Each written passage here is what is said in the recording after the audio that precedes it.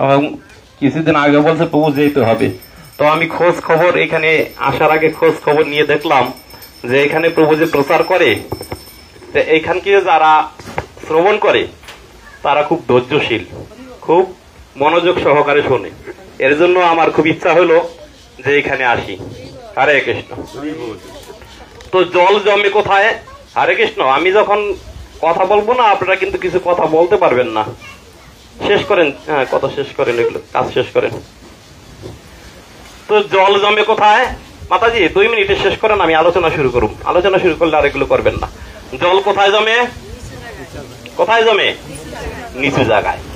তা আমাদের কি করতে হবে? বিনম্র হইতে হবে। যদি আমরা বিনম্র না হই, যদি আমরা নিচু না হই, তাহলে আমার হৃদয়ে জল জমবে না।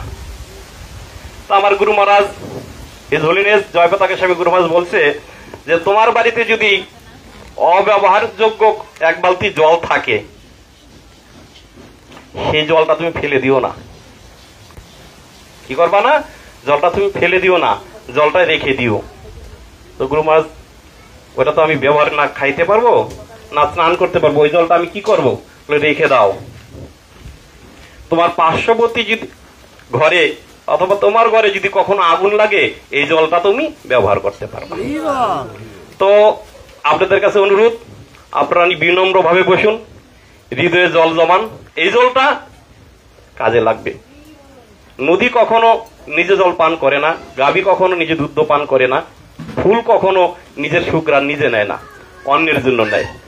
তো আপনাদের কাছে আমার অনুরোধ, বিনম্র ভাবে শোনেন। মাতাজি এটা বন্ধ করে দেন, মাতাজি তিলক সেবাটা বন্ধ করে দেন, শোনেন।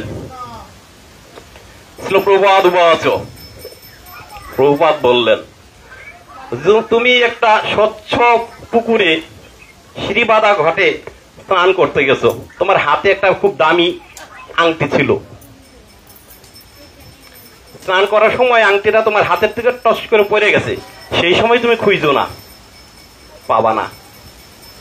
জলটা ঠান্ডা হইতে দাও, তার তরঙ্গ ঠান্ডা হোক, তুমি এইভাবেই দেখবা আংটিটা দেখা যাচ্ছে, তখন তুমি গ্রহণ করো।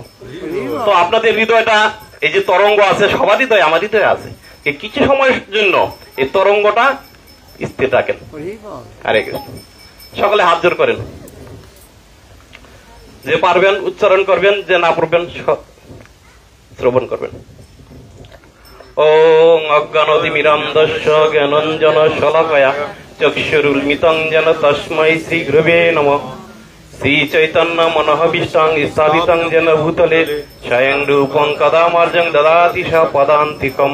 বন্দে অহং শ্রীগুরু শ্রীজিত পদকমলং শ্রীগুরুণং বৈষ্ণবাংশ শ্রীরূপং সাগ্রজাতং সগণ রঘুনাথং সজীবং সাধৈতং সাবধূতং পরিজনং সহিতং কৃষ্ণ চৈতন্য দেবং শ্রী রাধা কৃষ্ণ পাদং সহগণ ললিতা শ্রী বিশাখামিতং। নমঃ বিষ্ণু পাদায় কৃষ্ণ পৃষ্ঠায় ভূতলে শ্রীমতে জয় পতাকা স্বামিনীতে নামিনে। নমঃ আচার্য পাদায় নিতাই কৃপা প্রদায়িনী গৌর কথা দামোদয় নগর গ্রাম তারিণী। নমঃ বিষ্ণু পাদায় কৃষ্ণ পৃষ্ঠায় ভূতলে শ্রীমতে ভক্তি বেদান্ত স্বামিনীতে নামিনে। নমস্তে সরস্বতী দেবে গৌরবাণী প্রসারিণী নির্বিশেষ শূন্যবাদী পাশ্চাত্য দেশ তারিণী। নমো মহাবদন্নায় কৃষ্ণ প্রেম প্রদায়তে কৃষ্ণায় কৃষ্ণ চৈতন্য নাম্নে গৌরতিষ্যে নমঃ। নীলাচল নিবাসায় নিত্যায় পরমাত্মনে বলভদ্র সুভদ্রবাং জগন্নাথায় তে নমঃ। হে কৃষ্ণ করুণা সিন্ধু দীনবন্ধু জগৎপতে গোপেশ গোপিকা কান্ত রাধাকান্ত নমস্তুতে। তপ্ত কাঞ্চন গৌরাঙ্গী রাধে বৃন্দাবনেশ্বরী বিশ্বভানুসুতে দেবী প্রণমামি হরিপ্রিয়ে। বৃন্দায় তুলসীতব্য প্রিয় কেশবস্য চ বিষ্ণু ভক্তি পদে দেবী সত্যবত্তয়ে নমো নমঃ। বঞ্চা কল্পতরুভস্য কৃপা সিন্ধুভ্যেব চ পতিতানাং পাবনেব বৈষ্ণব্যৈ নমো নমঃ। জয় শ্রীকৃষ্ণ চৈতন্য প্রভু নিত্যানন্দ শ্রী অদ্বৈত গদাধর শিবাসাদি শ্রী গৌরভক্তবৃন্দ। হরে কৃষ্ণ কৃষ্ণ কৃষ্ণ হরে হরে হরে রাম রাম রাম হরে হরে, হরে কৃষ্ণ। নারায়ণং নমস্কৃতং নরং চৈব নরোত্তমং দেবীং সরস্বতীং ব্যাসং ততো জয় মুদিরেৎ। নষ্ট প্রায়সু অভদ্রেষু নিত্যং ভগবতী সেবা, ভগবতী উত্তম শ্লোকে ভক্তির ভবতি নষ্ট কি। মুখতি করতি বাচলং পঙ্গুলং গায়তে গিরি, যৎ কৃপাতমহং বন্দে শ্রীগুরু দীনতায় নমঃ। পরমানন্দ মাধব শ্রী চৈতন্য ঈশ্বরম ওং তৎসৎ। হরে কৃষ্ণ। তো ধন্য রাডিকাল ইউনিয়ন, ধন্য মাছপাড়া গ্রাম। কেন ধন্য? আমরা যখন মাতৃগর্ভে ছিলাম তখন 7 মাসের সময় ভগবান, পরম করুণাময় ভগবান আমার নিকটে আসছিলেন, সকলের নিকটে আসছিলেন, নট অনলি আমি না, সবার নিকটে আসছিলেন। আয়েশা বলছিলেন কি অবস্থায় দেখছিলেন? আমার পা দুটা উপরে দিকে, মাথাটা নিচের দিকে। প্রভু ডাক্তার জানে গর্ভাবস্থায় সন্তান কি অবস্থায় থাকে। ময়লার ভিতরে ছিলাম, কিতে কামড়াচ্ছে। পরম করুণাময় ভগবান এসে বললেন, তুমি বর প্রার্থনা করো, কি চাও? প্রভু আমাকে অন্ধকূপ থেকে মুক্তি দাও। বৃন্দাবন দাস ঠাকুর চৈতন্য ভাগবতে সুন্দর করে লিপিবদ্ধ গেছেন, প্রভু আমাকে অন্ধকূপ থেকে মুক্তি দাও। মুক্তি পেয়ে কি করবা? আমি তোমার নাম করব, জগতে গিয়ে আমি তোমার নাম করব। আমরা কিন্তু প্রতিজ্ঞাবদ্ধ, কারো মনে আছে কারো মনে নাই, সবাই প্রতিজ্ঞাবদ্ধ, প্রভু জগতে গিয়ে তোমার নাম করবো আমি। কোথায় যেতে চাও তুমি? কোথায় জন্ম দিলে তুমি আনন্দ বোধ করো? পিতা সন্তানকে জিগায়, বাবা কি চাও তুমি? কি চাও? কিসে তুমি সন্তুষ্ট? পরম করুণাময় পিতা আমাদের বলছে যে তুমি কোথায় জন্ম হইতে চাও, কোথায় আবির্ভূত হইতে চাও বলো। তখন তার সন্তান বলছিল, হে প্রভু জগতের নাথ, তুমি আমাকে সেই স্থানে জন্ম দাও যেখানে বৈষ্ণবের আবির্ভাব আছে। তুমি আমাকে সেইখানে জন্ম দাও যেখানে জন্মাষ্টমী, রাধাষ্টমী, বলরাম উৎসব পালন হয়। তুমি আমাকে সেইখানে জন্ম দাও যেখানে রথোৎসব হয়। তুমি আমাকে সেইখানে জন্ম দাও যেখানে গুণগান হয়। আমরা এগুলো বলছিলাম। তো এই জগতে এসে আমরা কি হইলাম? সব ভুলে গেলাম। 84 লক্ষ জন্ম আমরা পেয়েছি।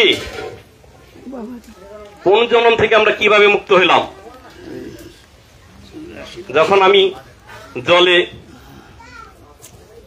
পোকা হইয়া জন্মাইলাম, মৎস্য হইয়া জন্মাইলাম, সে কত মাছ, কত প্রজাতি মাছ, কত জেলে আমাকে ধরছে। হ্যাঁ, আরে বোকা, আমি বর্ষি দিয়া ফালাইছি পুকুরে, বর্ষি দিয়া খাবার দিয়ে ফালাইছি। আমি কত বোকা, আমি মৎস্য, আমি মাছ, আমি কত বোকা। এটাতে খাইতে যাই। কেন খাইতে যাই? ওটা খাবার মনে করছি আমি। আরে উপরে তো তোর জন্য বটি নিয়ে মশলা নিয়ে বৈশা আছে, বটি নিয়ে আর মশলা নিয়ে বৈশা আছে। কখন দইটা নিয়ে আসবে আর তখনই আমি তপ্ত তেলের ভিতরে ছাড়বো। সে অবস্থায় আমি আপনি সকলেই ছিলাম। মুক্তি হইলাম কোথায় থেকে? কোন মৎস্য থেকে আমি মুক্ত হইলাম? প্রশ্ন জাগে না আমাদের? হু আই এম, আমি কে? প্রশ্ন জাগে তো? হাজার হাজার প্রজাতি, লক্ষ লক্ষ প্রজাতি মৎস্য হইয়া জন্মগ্রহণ করেছিলাম, মুক্তি মিলে না মা, মুক্তি নাই। মুক্তি সহজ না। যখন আমি শঙ্খ হইয়া জন্মগ্রহণ, পরম করুণাময় কৃষ্ণ যখন আমাকে শঙ্খ রূপ দান করলেন, এই প্রভু এখনই ভগবানের সেবা করে আসলেন, শঙ্খ বাজছে, বাজছে। হ্যাঁ, যখন আমাকে শঙ্খ রূপ দিলেন, সেই কুল থেকে আমার কি হলো? মুক্তি হইল। যখন আমি বৃক্ষ হইয়া জন্মগ্রহণ করলাম, উইদাউট ক্লোথ, উলঙ্গ হয়ে আমার জীবনযাপন। এই গাছের কোনো পোশাক আছে? দেখুন আপনার কোনো পোশাক আছে? এই গাছটার ভিতরে তার বেঁধে কষ্ট হয় না?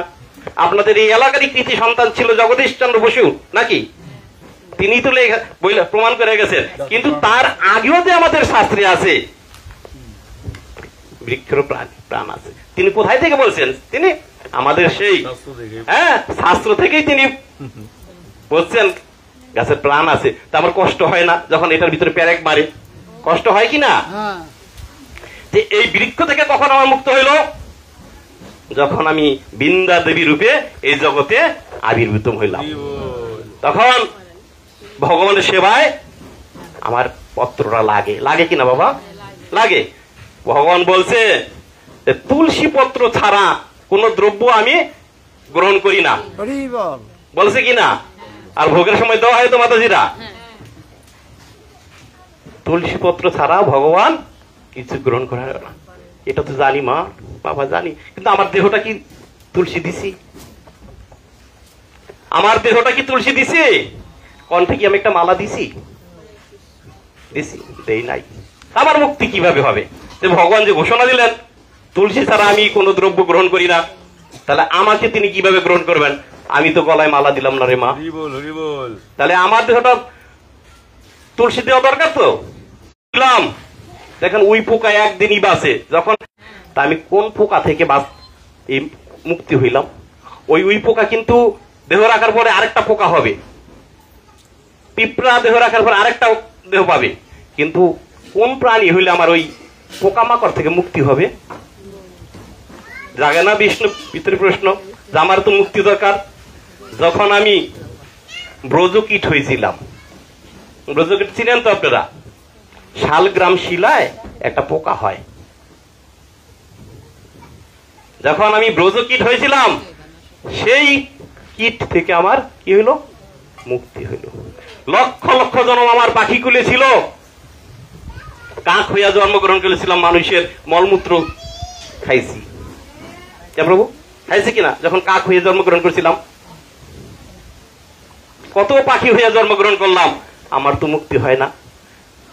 যখন পরম করুণাময় পরম পিতা আমাকে কৃপাপূর্বক ময়ূরের একটা দেহ দিল, আর আমার এই ময়ূরের পাখাটা ভগবানের মাথায় শোভিত হইল, তখন আমার পক্ষীকুল থেকে কি হইল? মুক্তি হইল। লক্ষ লক্ষ বছর আমি পশু হইয়া জন্মগ্রহণ করেছিলাম, কোন জন্মে আমি 2 পাও পাইছি, কোন জন্মে আমি 4 পাও পাইছি। আমার মুক্তি কি? এই যে আমরা এখন মিলেচ্ছ দলের ভিতরে বাস করছি, মিলেচ্ছ দলের সাথে আমরা মিশে গেছি, আমার নিয়েই কসাইখানায় দিব।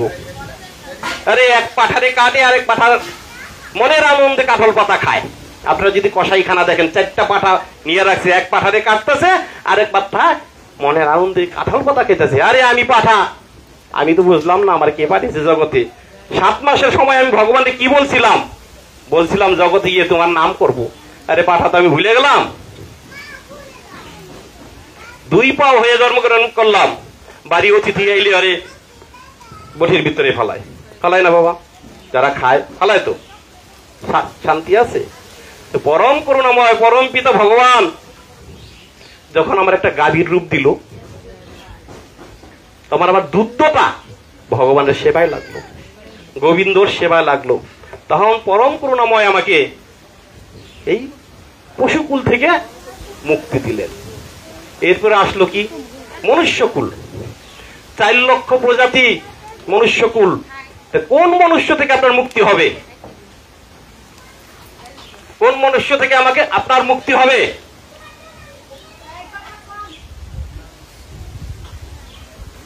যখন কোন বৈষ্ণবের গৃহে আমার জন্মগ্রহণ হইল, অথবা আপনি বৈষ্ণবত্ব গ্রহণ করে ভগবানের এই 7 মাসে দেওয়ার বাণী আমি রক্ষা করলাম, আমার কণ্ঠে তুলসী দিলাম, দাদু সঙ্গীত তিলক দিলাম, ভগবানের গুণগান গাইলাম, আর ভগবানের উচ্ছিষ্ট খেয়ে জীবন যাপন করলাম। জিহ্বাটারে বাইরে দিলাম, চোখটারে কালো চশমা দিয়ে দিলাম, জগৎটারে অন্ধকার করে দিলাম।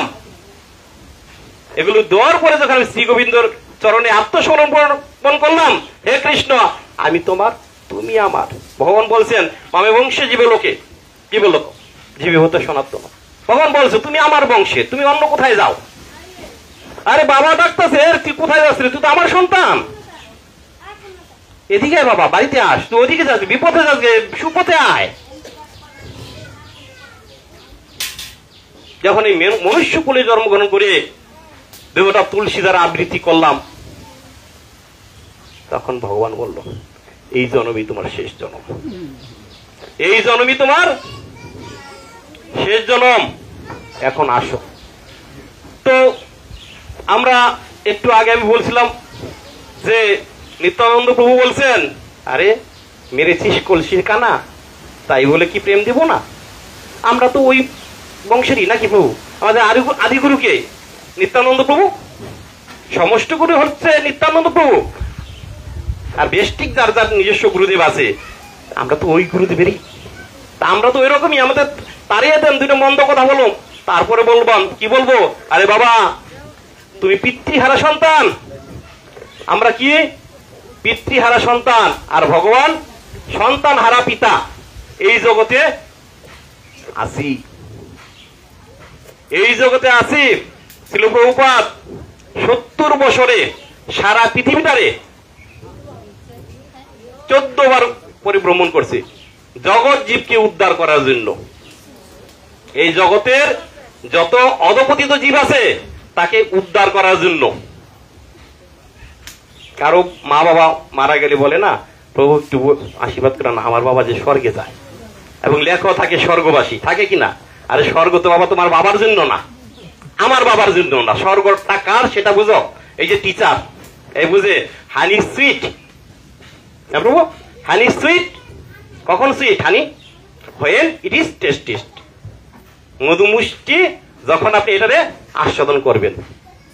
মধুর বোতলে মুটখা লাগাই দিয়া মধুর বোতল চাটাচাটি করলে আপনি মিষ্টি পাবেন না, খুলতে হবে, হাতে নিতে হবে, জিহ্বায় দিতে হবে, তখন আপনি মধুর স্বাদ পাবেন। সারা পৃথিবীটার একজন হরিনাম করে, হরিনামের বন্যায় প্লাবিত হয়ে করে দিয়েছেন। পৃথিবীতে 182টা দেশের আজ একই ধারায় হরিনাম চলছে। তা আমরা কেন পিছিয়ে থাকবো? আমরা তো সনাতন ধর্মে জন্মগ্রহণ করছি, আমাদের তো আরো বেশি অধিকার নাকি প্রভু? আমরা তো এই ধর্মে জন্মগ্রহণ করেছি। আরে গীতা ভাগবত তো আমার, আমি কেন পড়ি না? যদি খোঁজ নিয়ে জানা যায় অনেকের বাড়িতে গীতা নাই, বড় গীতা নাই, তা ছোটটা পড়া তো বাবা তুমি বুঝবা না। প্রভু লিখেছে অ্যাজ ইট ইজ, মানে অ্যাজ ইট ইজ মানে কি? যথাযথ যা আছে তাই পড়ো, পড়বে না। তা আমি সনাতন ধর্মে জন্মগ্রহণ করলাম। আরে আপনার ছেলেকে আজকে পিএইচডি পড়ান না, পিএইচডি পাস করছে, পরবর্তী জন্মে মনে থাকবে পিএইচডি? মনে থাকবে? মনে থাকবে না। 4টা প্রজন্ম পরেই আমার দাদার দাদার দাদার দাদার নাম কি ছিল জানি না, কিন্তু একটু হরিনাম করেন, সাধু সঙ্গ করেন, গ্রন্থ পাঠ করেন, ভগবান আপনার নাম লিখে রাখছে, চিত্রগুপ্ত আপনার নাম লিখে রাখছে জায়গা মতো। গ্রন্থ পাঠ করলে কি হয়, গীতা পাঠ করলে কি হয়? ক্ষুদিরাম বসু আপনারা জানেন যে ভারতবর্ষে তো একবার বিদায় দিয়ে মা ঘুরে আসি। কোথায় থেকে ঘুরে আসবে তিনি? কোথায় থেকে ঘুরে আসবেন? ক্ষুদিরাম বসুকে যখন ফাঁসির কাস্টে দিবে তার মনে একটু দুঃখ নাই, তখন জেলার গিয়ে বলে, এই তোমার তো ফাঁসি কালকা, তোমার মনের জন্য কোনো অনুতপ্ত নাই? কেন অনুতপ্ত হবে? আমার গীতায় তো মরার কথা কোথাও লেখা নাই, দেহান্তরের কথা আছে। আমি দেহ ত্যাগ করবো, আরেকটা দেহ পাবো, আমি কেন কাঁদবো? আমার গীতায় মরার কথা নাই। আমি তো গীতা পড়ছি, আমার গীতায় মরার কথা নাই। ঠিক আছে, তোমার লাস্ট ইচ্ছা কি? যাদের ফাঁসি হয় তাদের একটা লাস্ট ইচ্ছা থাকে, মানে ওই জীবন ভিক্ষা বাদ দিয়ে আরেকটা ইচ্ছা পূরণ করে। তোমার শেষ ইচ্ছা কি? জেলার আপনি আমার শেষ ইচ্ছা পূরণ করতে পারবেন না। বলে না, বলো না। তখন ইংরেজ শাসন চলে আমাদের এই ভারতবর্ষে, শেষ ইচ্ছা তুমি পূরণ করতে পারবে না।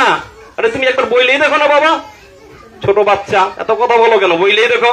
আমার শেষ ইচ্ছা, যখন আমাকে ফাঁসিতে ঝুলাবো না, তখন আমার চোখে কালো কাপড় দিতে পারবা না, আমার রশ্মি আমি দিব। আমার গীতায় মরার কথা নাই, দেহান্তরের কথা আছে। আমি দেহ ত্যাগ করুম, মরুম না। কি করব? আমি মরুম না, আমি দেহ ত্যাগ করুম। তখন ইংরেজ শাসকদের বলা হলো, এই ছেলেটা এইটা বলে, ঠিক আছে ওর এই ইচ্ছে পূরণ করো। ক্ষুদিরামের কাপড় বাদে নাই। 1 কেজি খুদের জন্য ক্ষুদিরাম বিক্রি করা হয়েছে মার কাছে, মাসির কাছে। তো ক্ষুদিরাম প্রতিদিন ফুল তুলতো, মাসির কষ্ট, সংসার কিভাবে চালাবে, এই ফুল নিয়ে রাধা গোবিন্দের মন্দিরে যেতেন যে রাধা গোবিন্দ আমার ইচ্ছা আছে তোমাকে দেওয়ার, কিন্তু দিতে পারি না। কেন দিতে পারি না? আমার দুঃখিনী মাসি এটা বিক্রি করব, বিক্রি করে চাউল আনবো, এরপরে খাবে, কিন্তু আমার যে ইচ্ছা আছে তোমাকে দিতে পারি না। এই ভগবান রাধা গোবিন্দ বুঝলো, হ্যাঁ আমার তো ইচ্ছা আছে। তা আমাদের কি ইচ্ছা আছে, মনের কথা কে জানে? গোবিন্দ জানে। তা আমাদের ইচ্ছা জানতে হবে, ভগবানের কাছে জানাইতে হবে, হে ভগবান আমার তো ইচ্ছা আছে কিন্তু আমি পারতাছি না, আমার ইচ্ছা আছে আমি পারতাছি না, এরকম মনোভাব আমাদের জানাইতে হবে। আমরা কয়জন জানাই আমাদের মনের ভাব? আরে এই সব কিছু ছেড়ে দিতে হবে। আপনারা যদি কেউ শ্মশানে গিয়ে থাকেন দেখবেন এই কোমরে একটা কালো সুতা থাকে, এটার অনেক অঞ্চলে অনেক নাম বলে, বাইটা বলে, এই সেই আবিজাবি নাম বলে, এটা শুদ্ধকে এটা রেখে দিবে আপনার, এটা শহর রেখে দিবে। আসছিলেন এই জগতে এরকম মুট করে, বসেন বাবা, আসছিলেন এই জগতে যখন জন্ম হয়েছিল এই মুট করে আসছিলেন, আর যাওয়ার সময় মুট থাকলে এরকম মুট খুইলা দেবে টান দিয়া, কোন কি নিয়ে যাবি জগৎ থেকে? কিচ্ছু নিতে পারবি না। আপনি কি নিবেন? এই বাড়ি গাড়ি, টাকা পয়সা, ধন সম্পদ কি নিবেন? আপনি একটা ছেলে অনেক জন্ম পাইছেন, আপনি এই জন্মটা ভগবানকে দেন, এই জন্মটা কারকে দিবেন? ভগবানকে দেন। এখনো সময় আছে, লক্ষ লক্ষ কোটি কোটি বছর আপনার সার্কেলে ঘুরতে হবে। এখন ভালো সময় আছে, সাধু সঙ্গ আছেন, ভগবানের নাম কীর্তন শুনতে পারেন। এমনও জন্ম হবে আফ্রিকার জঙ্গলে গিয়ে আপনার জন্ম হবে, বাদ পাবেন না। বনের পশু, বনের পাখি পুইরা খাইতে হবে। আফ্রিকার জঙ্গলে যখন আপনার জন্ম হবে এই বনের পাখি আগুনে পুইরা খাইতে হবে। কিন্তু এখন তো ভালো আছি, এখন তো হরিনাম শুনতেছি, এই জন্মটারে আমি পারি না রে বাবা, আমার বয়স হয়ে গেছে, আমার ছেলেটারে দিব, আমার নাতিটারে দিব, একটারে দিই না, দেখি কি হয়। আমরা দিতে চাই না। তা আমাদের অবস্থা কি হবে? এই যে আজকে আমরা এখানে যেখানে আবির্ভূত হয়েছি, প্রভু আপনাদের, আমি আগে বলছি, আপনাদের এলাকার কৃতি সন্তান, আপনারা চিনেন বা না চিনেন, আপনারা শ্যামল বলেই যায় না গেলেন সারা জীবন। এই শ্যামল কোথায় যাবে? একসময় বুঝবেন যাহার কেন আমরা শ্যামলের সঙ্গ করি নাই। ওই যে আমারে বলছিল যে একটু হরিনাম কর, একটু একাদশী কর, কণ্ঠে একটা মালা দে। আরে সারা জীবন যে ছেলেরা আমি দুধ ছানা নুনি মাখন খাওয়াইলাম, শ্মশানে গিয়ে ওই আমার একটা মাথায় বাড়ি দিবে, কখন দিবে, ওই যে লাশটা পুরায় ওইগুলো এখনো পরে নাই, ফুলিটা এখনো রয়েছে, যে বাড়ি মাথায়, দে একটা বাড়ি মাথায়। আরে এত কিছু করলাম আমি ছেলেটার জন্য, ও আমার মাথায় এখন বাড়ি দিবে? আমরা কি শিক্ষা পেলাম? কেন আমার এই জন্মটা ভগবানকে দিলাম না? লক্ষ লক্ষ জন্ম পাইলাম, কেন আমি এই জীবনটা ভগবানকে অর্পণ করলাম না? আজকে একটা ছেলে আপনাদের এলাকা দিল, আরো অনেক ছেলে আছে, ডাক্তার প্রভু আছে, অনেক আছে, সুযোগ্য সন্তানরা যারা সুযোগ্য স্বীকৃতিবান, তারা ভগবানের চরণে আত্মসমর্পণ করে। তো আজকে মহান মহান বৈষ্ণব সেবা, আমি আমার মূল বক্তব্যে আসি যে বৈষ্ণব সেবা দিলে কি হয়, না দিলে কি হয়। হু ইজ দ্য বৈষ্ণব? বৈষ্ণবকে কনক কামিনী ছাড়িয়েছে যারে, তিনি তো বৈষ্ণব। আমাদেরকে ছাড়তে পারছে কনক কামিনী? এই যে বৈষ্ণব সেবা, বৈষ্ণব সেবা দিলে কি হয়? তো ভারতবর্ষে দক্ষিণ ভারতে একটা ধনাঢ্য ব্যক্তি ছিলেন, নিঃসন্তান। অনেকে আছেন আমাদের যে নিঃসন্তান বলে দুঃখ করে, আরে আমি নিঃসন্তান, কিন্তু একজন ভক্ত কখনো দুঃখ করে না। কেন? ভগবানের যেটা ইচ্ছা এটাই করবে, ভগবানের ইচ্ছা আমাকে এইভাবে রাখবে। আমার এই শিকড় থেকে কাইটা দিছে ভগবান, আমার মাটির সাথে যুক্ত থাকবো না, তাহলে আমাকে এই জগতে কেউ আটকেতে পারবে না। অদ্বৈত আচার্য প্রভু তার সব সন্তানকে অস্বীকার করে রেখে গেছেন। কৃষ্ণ যাওয়ার আগে তার নগরীরে জলে ডুবে গেছে। আমাদের তো এই প্রভু, এই যে ব্রাহ্মণ প্রভু, ডাক্তার প্রভু, একটু মনে দুঃখ নাই। আর বলছে কেন? ভগবান আমাকে যেই সুখে রাখবে এই সুখী সুখ, আমরাই তার সন্তান, আমরাই তার সন্তান, আমরাই তার ভাই, কোনো দুঃখ নাই। তো ওই ব্রাহ্মণের কোনো সন্তান ছিলেন না। তো তিনি অনেক টাকা পয়সা ছিলেন, তিনি প্রতিজ্ঞা করলেন যে আমি তো শূন্য হাতে যাব। যখন শুনছে যে শূন্য হাতে আসি, আমি শূন্য হাতে যাব, এরকম একটা প্রবচনে শুনছিলেন, তাহলে তো আমার এই যে টাকা পয়সা আমি কি করব? তিনি বৈষ্ণব সেবা শুরু করে দিলেন। প্রতিদিন শয়ে শয়ে তার বাড়িতে বৈষ্ণব সেবা হয়, শয়ে শ লোক, শত শত লোক তার বাড়িতে এসে প্রসাদ পেয়ে যায়। আর তিনি আর তার স্ত্রী আদম্য সেবা করেন ভগবানের। এই সেবা করে যাচ্ছে যাচ্ছে যাচ্ছে, এক সময় বয়স হলো, এই বাচ্চাটারে থামান, এক সময় বয়স হলো, তখন তিনি আর রান্না বান্না করতে পারেন না, তিনি আর রুটি বেলতে পারেন না। এখন বৈষ্ণবরা এসে ফিরত যায়, এত মানুষের সেবা করতে পারে না। তখন এই ব্রাহ্মণ আর এই ব্রাহ্মণী ভগবানের কাছে কান্নাকাটি শুরু করতে লাগলো, হে ভগবান, হে জগন্নাথ, তুমি বলছো যে ভগবান আমাদের সকলের দিকে তাকায় রাখেন, তো জগন্নাথ কার কাছ থেকে মুখটা ফিরিয়ে নেয় জানেন আপনারা? যিনি বলেন আমি অনাথ, যিনি জগন্নাথের কাছে গিয়া বলেন হে জগন্নাথ আমি অনাথ, তখন জগন্নাথ তার মুখটা এরকম ফিরিয়ে নেন। কেউ দেখে কেউ দেখে না, কেউ বোঝে কেউ বোঝে না। কেন?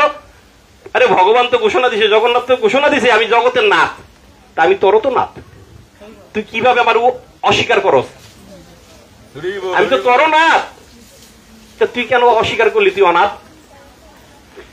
এই জগন্নাথের কাছে কান্নাকাটি করলে, হে জগন্নাথ, হে রাধা গোবিন্দ, আমি এখন আর বৈষ্ণব সেবা দিতে পারি না, এই দেহ দিয়ে আমি কি করবো? আরে আমি তো এত টাকা চাই নাই, তুমি আমার এত টাকা কেন দিলা? আর যদি বা দিলা তাহলে কেন আমি বৈষ্ণব সেবা করতে পারতেছি না? যদি আমি বৈষ্ণব সেবা না করতে পারি, তুমি আমাকে এই দেহ এই জগৎ থেকে নিয়ে যাও। আমরা কয়জনে বলি? আমরা কয়জনে বলতে পারি বুকে হাত দিয়ে বলেন যে আমি বৈষ্ণব সেবা দিতে পারি না, আমি আর এই জগতে থাকুম না, ভগবান তুমি আমাকে নিয়ে যাও? বৈষ্ণব সেবার উদ্দেশ্য কি? শুধু বৈষ্ণব এসে খেয়ে যাবেন আপনার বাড়িতে? বৈষ্ণব সেবা করলে আগে ভগবান রে দিবি, আগে ভগবান রে দিবি। কেন এই ব্রাহ্মণ যখন কান্না করে শুরু করলে, হে ভগবান আমি আর থাকবো না, তুমি আমাকে নিয়ে যাও, নয় আমার বৈষ্ণব সেবার সুযোগ দাও, দুইটার একটা করো। তো পরম করুণায় ভগবান একটা বালক রূপে আসলেন। শুনেন, ভগবানের সেবা, বৈষ্ণব সেবা করলে ভগবান কিভাবে তার সেবা করে। একটা বালক রূপে আসলেন, 12-13 বছর বালক, এত সুন্দর বালক। আইসে বললেন, বাবা, ও বাবা, ডাকটা কি বাবা, ও বাবা। তখন ব্রাহ্মণ বললেন, আমার তো কোনো সন্তান নাই, কে রে বাবা তুই? বলে, বাবা আমি। তুমি কে? আমি কে পরে বোঝো, তোমার বলে একটা কাজের লোক লাগবে। কে বলছে? ওই মন্দিরের পূজারি বলছে। তুমি বলে বৈষ্ণব সেবা বন্ধ করে দিছ কাজের লোকের অভাবে? হ্যাঁ। তো তোমার একটা কাজের ছেলে লাগবে বলছো, পারবা বাবা? হ্যাঁ আমি পারবো। ও অনেক লোকের সেবা, আমি অনেক লোকের সেবা করতে পারবো। আপনারও 4 হাত হবে। নারায়ণ কোথায় থাকেন? বৈকুণ্ঠে থাকেন। যিনি বিরজা নদী পার হয়ে বৈকুণ্ঠ যাবেন, সবারই 4 হাত হবে। লক্ষ্মীর 2 হাত না। লক্ষ্মীর কয় হাত? যারা 2 হাতের লক্ষ্মীর সেবা পূজা করেন, তারা কোন লক্ষ্মীর করেন আমি জানি না, কিন্তু ওটা নারায়ণের স্ত্রী লক্ষ্মী না, ধন সম্পদের মালিক ওই লক্ষ্মী না। লক্ষ্মী দেবীর 4 হাত, বৃন্দা দেবীর 4 হাত, গঙ্গা দেবীর 4 হাত। কেন? তারা নারায়ণের স্ত্রী, তারা বৈকুণ্ঠবাসী। তো বললো, বাবা আমি পারবো। তোমার বেতন কত টাকা নিবা? বেতন? তো বাবা আমার কোনো বেতন লাগবে না। তাহলে কেন? আমি বেতন দিয়ে কি করবো বাবা, আমি তো তোমার বাবাই ডাকলাম, বেতন লাগবে না বাবা। তো কি শর্ত কি? বলো, বাবা কোনো শর্ত নাই, তা আমি একটু কি বেশি খাই। কি খাই? বাবা আমি একটু বেশি খাই। ঠিক আছে, 2টা 4টা 5টা রুটি খাইবা? না বাবা 2 4 5টা রুটি আমার পেট ভরে না। কয়টা লাগবে? আমার 20-25টা লাগে। কয়টা লাগে? 20-25টা রুটি লাগে। ঠিক আছে বাবা, 20-25টাই তুমি খাবে, আমার ধরের কোনো অভাব নাই বাবা, তুমি খাও, সেবা করো। ঠিক আছে বাবা, চাকরি তো হয়ে গেল, তো চাকরির একটা শর্ত। কি শর্ত? যেদিন থেকে তুমি আর এই মা দুইজনের একজনও বলবে আমাকে পেটু অথবা আমি বেশি খাই, এই কথা তুমি যেদিন বলবা সেদিন থেকেই আমার চাকরি বন্ধ, আমি আর থাকবো না বাবা। ঠিক আছে। তো ওই ব্রাহ্মণের বাড়িতে বৈষ্ণব সেবা শুরু হয়ে গেলেন। সবাই জানতে পারলেন ওই ব্রাহ্মণ আবার সেবা শুরু করে দিছে। কি করছে? আবার সেবা শুরু করছে। এই আবার লোক আসা শুরু করলেন, আবার সে আগের মতো 200, 500, 1000 লোক আসতেছে। আর ভগবান, হ্যাঁ, বালকরূপী ভগবান সব সেবা একাই করতেছে। আর ওই গৃহস্থ আর গৃহিণী খুব খুশি, হায় হায় এত সেবা করে বাবা, হ্যাঁ মা আমি সেবা করতে পারি, কোনো সমস্যা নাই। খাওয়ার সময় 20-25টা রুটি খায়, আর কোনো বেতন নাই। তো এরকম যখন শুরু করলেন, তখন মায়াদেবী বুঝেন তো, যখন এই সাধুরা হরিনাম করে না, ভক্ত হয় না, তখন বিভিন্ন মায়া তাদের কাছে আসে, বিভিন্ন মায়া তাদের কাছে আসে। কিভাবে? এই পথ থেকে সরিয়ে যাওয়ার জন্য, এইখান থেকে সরাই যাওয়ার জন্য। ওই প্রভু, তিলকধারী প্রভু, এই প্রভু মায়া, তিনি তার বাড়িতে রয়েছেন। এই প্রভু রূপ ধইরা মায়াদেবী তার ফার্মেসিতে আসবে, ডাক্তার প্রভু আইসা তার সাথে খারাপ ব্যবহার করবে, আর অন্য অন্য ভক্তের নামে বদনাম করবে। প্রভু আপনি খারাপ, ওই লোক বলছে, ওই ভক্ত বলছে আপনি খারাপ, আপনি ব্যবহার খারাপ, আপনি কৃপণ, বিভিন্ন কথা বলবে। কিন্তু ওই সাধু তো বলতেছে না, মা কে বলতেছে? মায়া। এই প্রভু কীর্তন করলেন না, এনেছি ঔষধির মায়া নাসি পারে তোর, এই হরিনাম। তখন ওই এক মায়াদেবী কি করলেন, একটা মাতাজির রূপ ধারণ করলেন। মাতাজির রূপ ধারণ করে ওই গৃহে আসলেন, বৈষ্ণব বেশ ধারণ করে বৈষ্ণব সেবা গ্রহণ করলেন।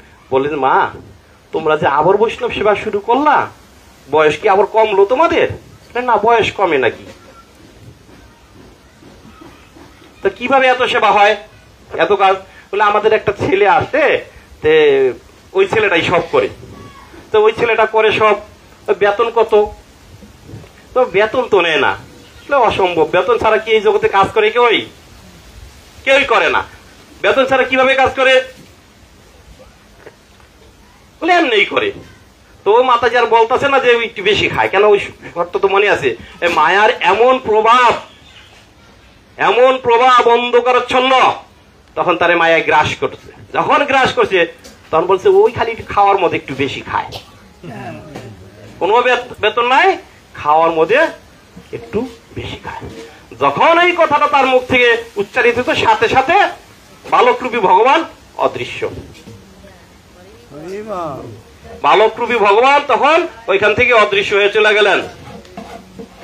যখন চলে গেলেন, এখন তো আর রান্না বান্না আনকমপ্লিট রয়ে, তখন ওই যে বাবা ব্রাহ্মণ বাবা এসে বললো, কিরে বাবা, স্ত্রী বলতে কি গো, হ্যাঁ গো, ওই কই ছেলেটা কোথায়? ওরা তো দেখতেছি না। ওরা দেখতেছে না মানে এখনো তো বৈষ্ণবরা বসে রয়েছে, প্রসাদ কমপ্লিট হয় নাই, ধাক্কা দেন, এখনো খাওয়া দাওয়া কমপ্লিট হয় নাই, তো ওই কোথায়? ওরে আর পাওয়া যাচ্ছে না, খোঁজাখুঁজির পরে অনেক খোঁজাখুঁজির পরে পাওয়া যাচ্ছে না। তখন ব্রাহ্মণের মনে পড়ছে কন্ডিশনটার কথা, শর্তটার কথা। আরে ওই তো বলছিল ওকে যদি কখনো পেটুক বলা হয় ও তো থাকবে না। তখন আইসা ব্রাহ্মণের বললো, হ্যাঁ গো তুমি কি ওরা কিছু বলছো ওর নামে? না আমি তো কিছু বলি নাই। হ্যাঁ আমি একটু কথা বলছি। কি? ওই যে মাতাজি আসলো। কোন মাতাজি? এখানেই তো ছিল। মায়া নাই, কাজ শেষ, গাছের গোড়া কাইটা মায়া নাই, চলে গেছে। একটা মাতাজি আসলো, ওই এইসব অনেক জিজ্ঞেস করলো, হ্যাঁ ধাক্কা দেন, ধাক্কা দিবেন, পাশে যে ঘুমাসবে একটু ধাক্কা দেন, আপনি একটু হেল্প করেন। এখানে জিমনি আর জিমানি আসে, আসলে সমস্যা মায়া আসে। তখন বললো যে কি বলছিল? বলে আমি একটু বইলা ফেলাইছিলাম ও একটু বেশি খায়। বেশ সর্বনাশ, একটু বেশি খায়, বালকরূপী ভগবান আর নাই। হা কৃষ্ণ করতে করতে ব্রাহ্মণ ধুলাতে গড়াগড়ি যাচ্ছে। হা কৃষ্ণ তুমি কোথায় গেলা? আমার বৈষ্ণব সেবার কি হবে? তখন এই ব্রাহ্মণ আর ব্রাহ্মণী একটা প্রতিজ্ঞা করলো, আজ থেকে আমরা জল পর্যন্ত গ্রহণ করুম না, আজ থেকে আমরা আর জল পর্যন্ত গ্রহণ করুম না। হে ভগবান তুমি এত টাকা কেন দিলা? আমি যদি বৈষ্ণব সেবাটা না করতে পারি আমরা জলও গ্রহণ করবো না। এই তিনি ব্রাহ্মণ আর ব্রাহ্মণী জল পর্যন্ত বন্ধ করে দিলেন। এরকম কিছুদিন থাকার পরে তারা দুজনই অসুস্থ হয়ে পড়লেন, ক্ষুধার এনার্জি কমে গেছে। তখন ওই বালক আবর আসছে, একেবারে রাজভোগ সোনার থালায় নিয়ে আবর আসছে, বাবা খাও, বাবা তো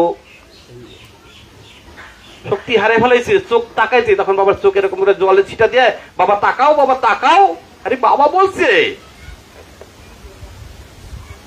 এই সারা ব্রহ্মাণ্ডের যিনি মালিক তিনি এক ব্রাহ্মণ এসে বলছে, বাবা তাকাও, বাবা তাকাও। বলে তুমি কে? বলে আমি কি পরে, আগে তুমি খাও, আমি তোমার সন্তান। না তো, আমার তো কোনো সন্তান নেই। আরে আমি তোমার সন্তান, তুমি খাও। তখন ব্রাহ্মণরে আর ব্রাহ্মণীরে খাওয়াইলো। খাওয়ার পরে বলে তুমি কে? তখন ভগবান তার স্বরূপ দেখাইলেন, ভগবান তার স্বরূপ দেখাইলেন। এই দেখেন বৈষ্ণব সেবার কি ফল। আমরা কেন বৈষ্ণব সেবা দেবো? ভগবান স্বয়ং এসে তার নিজ হাতে খাওয়াই দেয়। ভগবান প্রকটিত হয়ে তার সর্বভুজ দর্শন করান। যদি আমরা বৈষ্ণব সেবা না দেই, আমাদের ধন সম্পদ থাকাকালীনও যদি আমরা বৈষ্ণব সেবা না দেই, তাহলে কি হয়? বলছে আপনাদের যদি কেউ কুয়া দেখা থাকেন, হরে কৃষ্ণ, যদি কুয়া দেখা থাকেন আপনারা, আর যদি না দেখা থাকেন, আমি আরেকটা কি উদাহরণ দিব নে। কুয়া বোঝেন তো, ওই কুয়া থেকে জল উঠায়, কুয়া থেকে আপনি 20 বছর পর্যন্ত জল তুলছেন, কুয়ার 1 ইঞ্চি জল আপনি কমাইতে পারেন নাই। 1 ইঞ্চি জল আপনি কমাইতে পারেন নাই। ঠিক বৈষ্ণব সেবা যদি আপনি চালা দিয়ে যান, আপনার 1টা টাকা লস হবে না, 1টা টাকা কমবে না আপনার কোষাধ্যক্ষ থেকে। সারা জীবন হিসাব করে দেখেন, 1টা টাকা কমবে না আপনার। আর যদি না দেন, কুয়ার জল বন্ধ করে দেন 6 মাস, দেখবেন কুয়া শুকায় গেছে, অথবা পান করার অনুপযোগী হয়ে গেছে। প্রভু, মাস্টার বাবু, এরকম হয় কিনা? কুয়ার জল বন্ধ হয়ে যাবে কিনা? ঠিক আপনি যদি ভগবানের সেবা, বৈষ্ণব সেবা না দেন, আপনার অর্থ মরিচায় ধরে যাবে। লোহায় যেমন মরিচা ধরে, আপনার বটিতে যখন সবজি না কাটবেন 2 বছর তাই যেমন মরিচা ধরবে, আপনার অর্থে মরিচায় ধরে যাবে। হয় আপনার একটা বড় ধরনের দুর্ঘটনা ঘটবে, ওইখান থেকে 10 লাখ টাকা চলে যাবে। আপনি 10 টাকা দেন নাই, জগন্নাথের রথযাত্রায় আসছে, ভগবান রে, আরে 1000 টাকা দেন না, আপনি আপনার টাকা দিবেন নাকি? আপনার টাকা, গঙ্গা জল দিয়ে গঙ্গা পূজা করবেন। আপনার সমস্যাটা কি? আমার সমস্যাটা কি? খালি একটা সমস্যা, মনের সমস্যা। মনটা বড় হয় নাই, আমার মনটা কলুষিত রয়ে গেল। গঙ্গা জল দিয়ে আমি গঙ্গা পূজা করব, আমারটা দিয়ে করব। আসছি ন্যাংটা, যাবো ন্যাংটা, দোহাই ন্যাংটা, কি নিয়ে যাবো এই জগৎ থেকে? কে নিয়ে যেতে পারছে এই জগতে? আমরা সবাই বুঝি, করতে চাই না। সবাই আমরা বুঝি, করতে চাই না। কিন্তু যারা সদ্গুরুর আশ্রয়ে গিয়ে বসতে পারছে, তারা ঠিক করবে। এই যে শ্যামল প্রভু আপনাদের দেখেন ঢাকা থাকে না, এই ঢাকা থেকে এখানে আসে, ঢাকা থেকে এখানে এসা নিজ টাকা খরচ করে এসা চেষ্টা করে এলাকায় একটু হরিনাম করার জন্য। এই আজকে আমরা ধারে ধারে গিয়ে হরিনাম করলাম, আমরা তো টাকার জন্য করি নাই, কিন্তু মানুষ দিছে। কেন দিছে? দিছে, রাখছি কেন? ভগবানের সেবায় লাগবে। আপনি ভগবানের সেবা দিতে পারেন না, ওই মন মানসিকতা, ওই পরিস্থিতি এখনো সৃষ্টি হয় নাই বইলা আপনার দিছেন, এইটা নিয়ে আমরা সেবা দিব, তাতে আপনার মঙ্গল হবে না প্রভু? তাতে আপনার মঙ্গল হবে। আপনার অর্থ দিয়ে আমরা ভগবানকে দিব, আপনার মঙ্গল হবে। গঙ্গা দিয়া গঙ্গা পূজা করব, মনটা প্রশস্ত করতে হবে। তো হরে কৃষ্ণ, শেষ করে দেব শ্যামল বাবু? শেষ করবো না আরেকটু বলবো? ভগবানের কি কৃপা, বৃষ্টি আসে নাই। তো আমার এই কথা বলার উদ্দেশ্য, এটা আমার কোনো বানানো কথা না, এটা শাস্ত্রের কথা। শাস্ত্রে অনেক বড়। আমরা শুধু গীতা, ভাগবত, চৈতন্য চরিতামৃত না, বেদ টেদ নিয়ে পড়ি, কিন্তু আরো শাস্ত্র আছে। আমাদের 108টা উপনিষদ আছে। বিভিন্ন উপনিষদে বিভিন্ন ভাবে বর্ণনা করা আছে যে আমরা ভগবানের সেবা কিভাবে করব। প্রেমময়ী সেবা। হরে কৃষ্ণ, কথা বলে না তাহলে কিন্তু আমি বন্ধ করে দেবো। হ্যাঁ, ওই ছেলের মতো চলে যাব। ভগবানের প্রেমময়ী সেবা কিভাবে করতে হয়, আমি 2টা উপখ্যান বলবো অল্প সময়ের ভিতরে। ভগবানের প্রেমময়ী সেবা কিভাবে করতে হয়। শ্রীধাম বৃন্দাবনে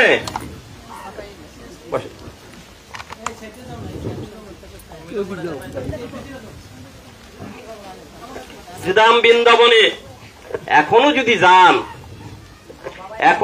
যান, যদি ভক্তির বিমুখ, ভগবান বিমুখ কেউ যায়, খবর নিবেন যে ওর পায়ের নিচে একটা বাবলা কাটা ঢুকছে। অথবা কোনো পাথরের কণা ওর পায়ে ঢুকছে, আইসা এই যে দিলীপ ডাক্তারের কাছে গেছে, যে ডাক্তার বাবু গেছিলাম বৃন্দাবনে, দেন একটা বাবলা কাটা ঢুকছিল, নাহলে পাথর ঢুকছিল। কেন? কৃষ্ণর বহির্মুখ। যখন সখা সখী ভগবান বললে চলো আমি তো চলে যাবো, বলে তুমি যাও, আমরা যাবো না। কেন যাবা না? আরে এই বৃন্দাবনে বৃক্ষ হয়ে জন্মায় থাকবো, লতা পাতা হয়ে জন্মায় থাকবো। কেন জন্মাইবা? যদি কোন কৃষ্ণ বহির্মুখ আসে আর পায়ে ছিদ্র হয়ে ঢুকে যাবো। ভগবানের সেবা করতে হয় প্রেম দিয়ে। অর্থ তো লাগবেই, এর সাথে লাগবে কি? প্রেম।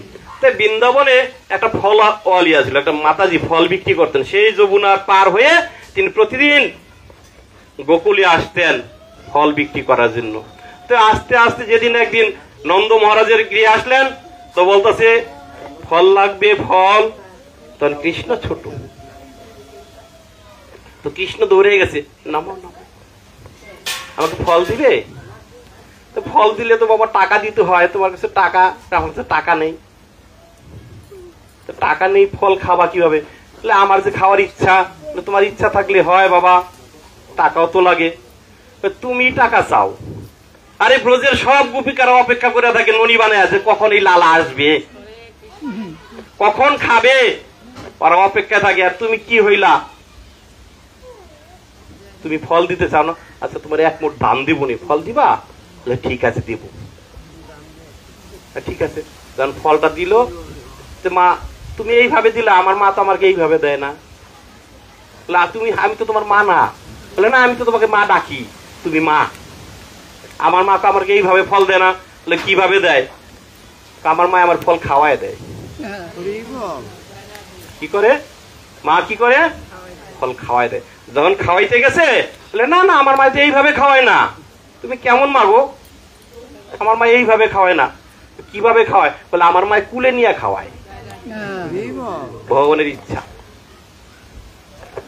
অব্দ বই কোন লীলা করে গৌর রায়, কোন কোন ভাগ্যবান দেখিবারে পায়। কখন যে আপনার গৃহে এসে ভগবান হাজির হবে আপনি বুঝতেই পারবেন না।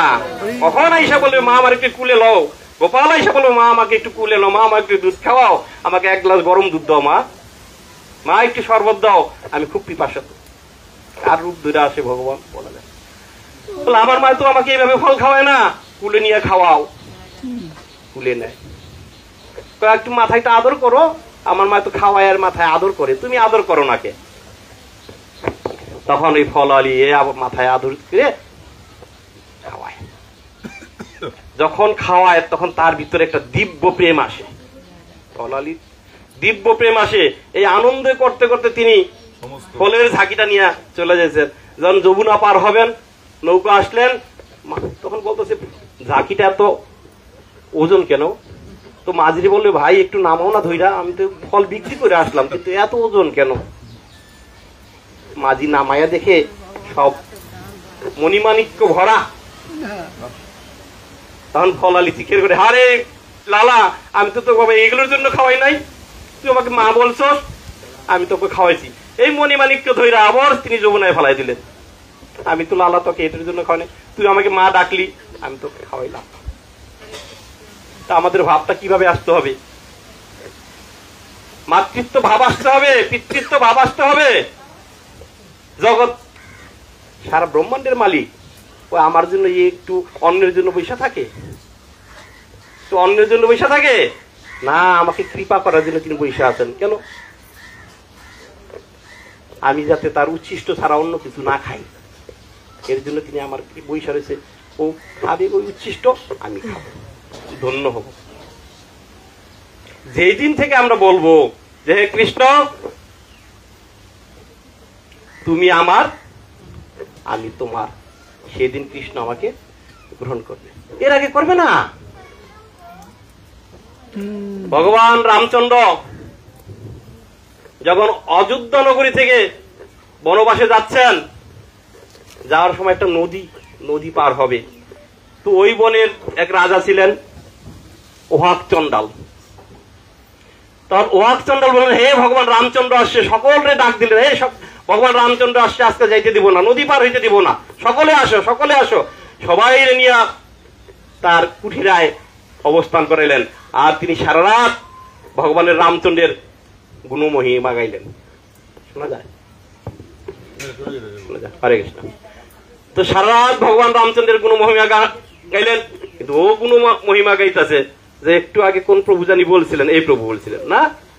হ্যাঁ, নরোত্তম দাস ঠাকুরের গ্রন্থ। এই পরে আরেকজনে কাঁদে প্রভু একটু বলছে আমাকে, দোকানে মনে বলছে না, না এখানে বললেন যে পড়াশোনা তিনি কাঁদে। কেন কাঁদে? তার ভিতরে প্রেম জাগে, তার ভিতরে প্রেম আসে। আরে গ্রন্থ পড়তে গেলে জলে ভাইসা যায়, গ্রন্থ পড়তে পারে না কেন? প্রেম, ভগবানের প্রতি প্রেম। এই ওহাত চন্ডাল ভগবানের রামচন্দ্রের মহিমা গায়, আর মাধব পাটনি অজরে তার নয়ন দিয়া অজরে ধরে। যখন রাত্রি শেষ হয়ে আসলো, তখন মাধব পাটনি, পাটনি বোঝেন তো আপনারা, যারা নৌকা পার করে, মাঝি, সেই মাধব পাটনি বললো, ও হাত চন্ডাল রে, চন্ডাল বোঝেন তো? চন্ডাল কারে বলে? নিষিদ্ধ জিনিস যারা খায়, অখাদ্য কুখাদ্য খায়, এরেও ভগবান কৃপা করে, ব্রাহ্মণরাও করে না। বলে চন্ডাল চন্ডাল নহে যদি কৃষ্ণ ভজে, ব্রাহ্মণ ব্রাহ্মণ নহে যদি কৃষ্ণ না ভজে। আপনি ব্রাহ্মণ ঘরে জন্মগ্রহণ করছেন বলে ভগবান আপনার ঘরে আসবে না। কেন আসবে না? আপনি তো কৃষ্ণ ভজন করেন না। আরে চন্ডাল তো চন্ডাল না, ও যে কৃষ্ণ ভজন করে। এই দেখছেন এই সাধুগো, কোন চন্ডাল যদি দাদর সঙ্গে তিলক দিয়া শ্রী গুরুদেবের চরণে আশ্রয় কিন্তু ভগবানের প্রসাদ খায়, আমরা ওর বাড়িতে গিয়ে খাই। আমি নীলফামারীতে বেশ কিছুদিন ছিলাম, তা আমরা এইখানে বলি যারা জুতা শিয়ায় কি বলি, মুচি ঋষি, এই তো না, এদের বলি। তো ওই বাড়িতে গেছি একটা অনুষ্ঠানে, এরকম আলোচনা করার পরে তারপরে প্রণামী দিল। আমার প্রণামী লাগবে না, ব্রাহ্মণ যজ্ঞ করে চেয়ারে দেন। গ্রাম অঞ্চল তো, অত্যন্ত দরিদ্র এলাকা, তো ব্রাহ্মণরে দিল 300 টাকা, আমারে দিল 500 টাকা। আমি বললাম না, ব্রাহ্মণরে দেন। বললেন না।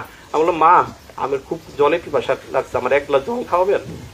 খুব জলে পিপাসা লাগছে, 2 ঘন্টা কথা বলছি তো, আমার একটু জল দেন। তোর মাতাজি দূরে গিয়ে আরেকজন বলতেছে, প্রভু আমার কাছে জল চাইলো, মনে জানেন আমি কে?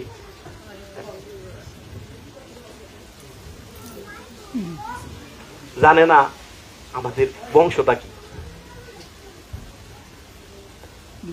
কেমন মাতাজি জল দিবেন না? প্রভু জল খাবেন আমার হাতে? কেন, আপনি ভগবানের ভোগ নিবেদন করে প্রসাদ না করলে? হ্যাঁ, তো জল আনেন। প্রভু আমরা তো বাদিয়া, আমরা চামার বলি না, ঋষি বলি, আর ওই অঞ্চল বলে কি বাদিয়া। প্রভু আমি তো বাদিয়া, আমরা বাদিয়া সাদিয়ে তো বুঝি না, আমি এদের জলে পাখা লাগতে আপনার একলে জল দেন বাবা।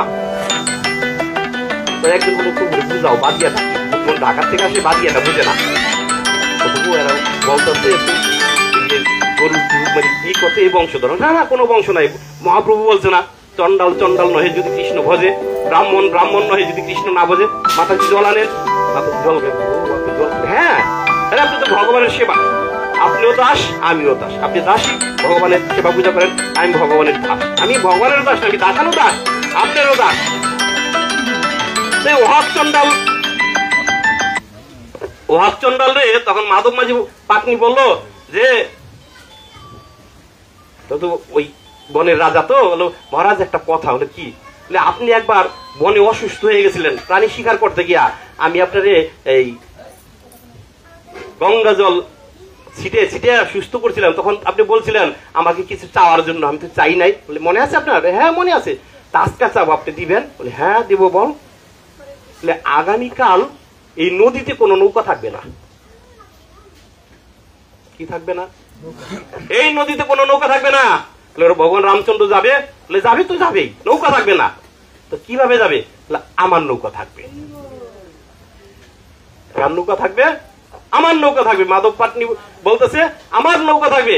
বলে মাধব তোমার নৌকা খান যে ভাঙ্গা, রাম লক্ষণ সীতা 3 জনে কিভাবে যাবে? কেন নৌকা থাকবে না? আমার নৌকা ভাঙ্গা বলি তো কোনো নৌকা রাখবেন না।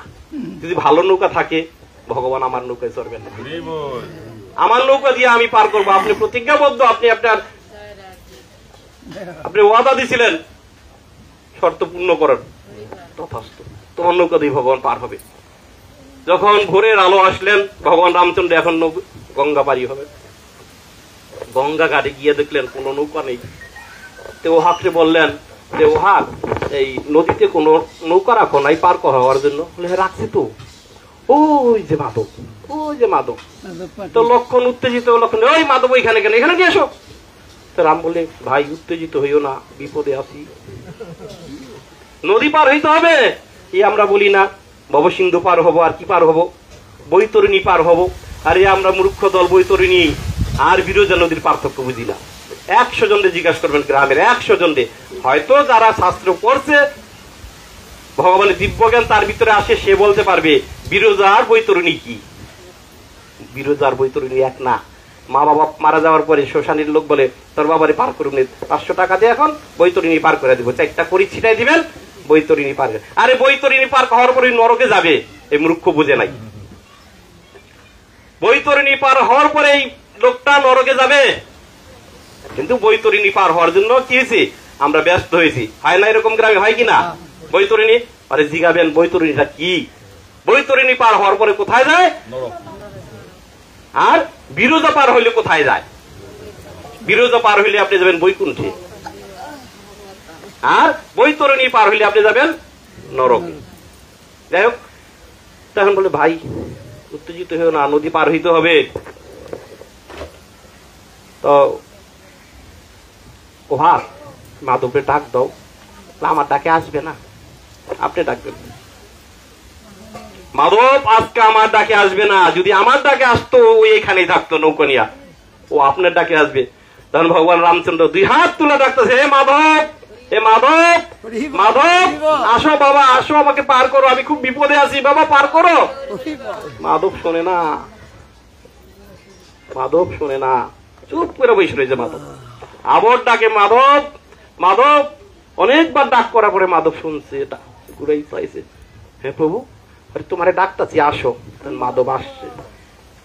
যখন মাধব আসছে তখন লক্ষণ তীর ধরছে, এখনই মারবো। ভাই মারো না, সর্বনাশ, নদী পার হইবা কিভাবে, আরে তুমি মারবা। তখন বললো, মাধব তোমার যে আমি এতগুলো ডাক দিলাম, শোনো নাই? শুনছি প্রভু, আপনি ভগবান, আপনি ডাকে না শুনি শুনছি। তা আসলাম না কেন? আসলাম না কেন? হ্যাঁ প্রভু, একদিন এই নদী, এই বিরজা, আমি যাত্রী হব, আপনি পাটনি হবেন। এক ডাকে যাতে আপনি শুনতে পান, এটা শিক্ষা দেওয়ার জন্য আমি শুনি নাই। আপনি ডাকছেন, আমি আসি নাই। না আসার অপেক্ষার কি যন্ত্রণা আপনি বুঝেন? আমি আপনাকে বুঝাতে চাইছি যে আমি আপনাকে একটা ডাক দিলে যাতে আপনি শুনেন, সেই দিন যাতে আপনি আমাকে এই ভবসিন্ধু পার করে ওপার নিয়ে যান।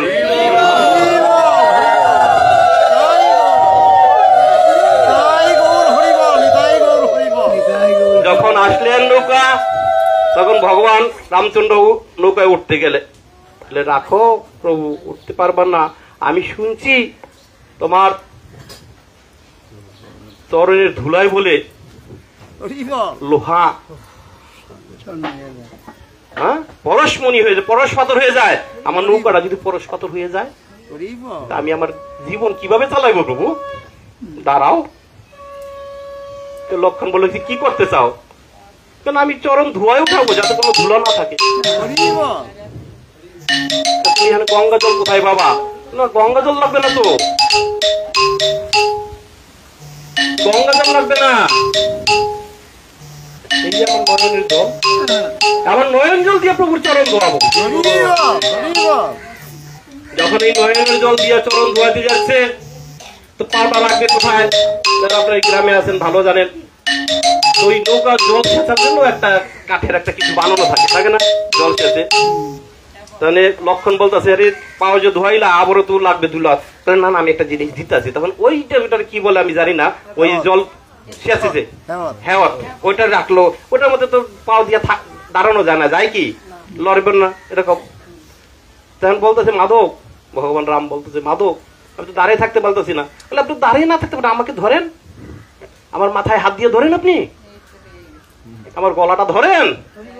আরে যেই সুযোগ মা সীতা পায় নাই, লক্ষ্মী চরণ সেবা করে যে পায় নাই, এই সেবা মাধব পাইতেছে। কিসের জন্য পাইতেছে? প্রেম, তার ভিতরে প্রেম। তার মাধবের মাথায় হাত দিয়ে ধরলো, তখন তার পা দোয়া হলো।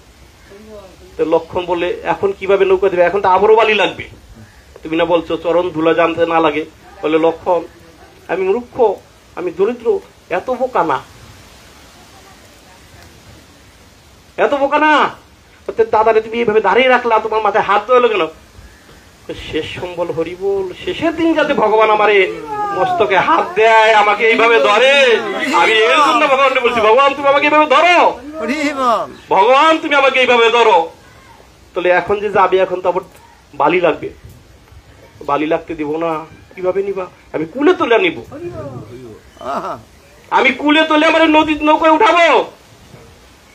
ভগবান রামচন্দ্রকে সেই কুলে তুলে উঠায়। তখন ভগবান জিজ্ঞেস করে, এই মাধব তুমি এত কিছু করলা, শেষে কুলে করে উঠাইলা, বিষয়টা কি? এই ভগবান আপনি তো অন্তর্যামী। আরে শেষের জীবনে, শেষ লাস্ট টাইম যখন আমি দেহ ত্যাগ করে তোমার কাছে যাবো, তুমি যাতে আমাকে এরকম কুলে তুলে নিয়ে যাও। হে ভগবান তুমি আমাকে এরকম করে কুলে তুলে নিয়ে যাও। তখন ভগবান রামচন্দ্র বলেন তথাস্তু, তোমাকে আমি এইভাবেই পার করবো, এইভাবেই পার করবো। পরম করুণাময় ভগবান, পরম পিতা ভগবান তো বসে আছে আমাদের কুলে করে পার করার জন্য। কিন্তু আমরা কি ready? We are ready? No, ready না। তো কবে রেডি হবে রে বাবা? কবে রেডি হবেন? আপনারা এই মাসটা আপনাদের সাথে কথা বললে আমার খুব ভালো লাগলো। আপনারা যে নীরবতা পালন করছেন, আমি বইলা খুব আনন্দ পাইছি। আপনারা শুই না আনন্দ পাইছেন কিনা জানি না, কিন্তু আমি আনন্দ। কারো হৃদয়ে অন্তরে দুঃখ পেয়ে থাকেন, আমাকে ক্ষমা সুন্দর দৃষ্টিতে দেখবেন। কেন প্রভুপাদ বলছে, আরে এই যে লাইট, কি লাইট প্রভু? Halogen light.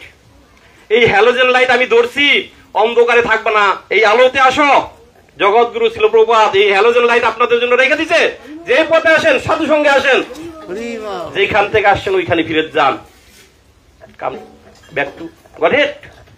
যেখান থেকে আসছে এখানে ফিরে যান। এই লাইটের আলোতে যদি আলোতে আলোতে আসো, পয়টা গিয়া পাওটা ভেঙে যাবে, হাসপাতালে 6 মাস বিছানায় থাকবেন। এটার জন্য তো আমি দায়ী না, বাবা দায়ী না। কেন আপনাকে বলছি আলোতে আসো। আপনি আলোতে না গিয়া অন্ধকারে যাবেন, গাছের গুড়ির সাথে, গোড়ার সাথে উষ্টা খেয়ে পইরা পাও ভেঙে থাকবেন। জয় জগৎগুরু ছিল প্রভুপাদ কি, জয় আপন আপন গুরুদেব কি।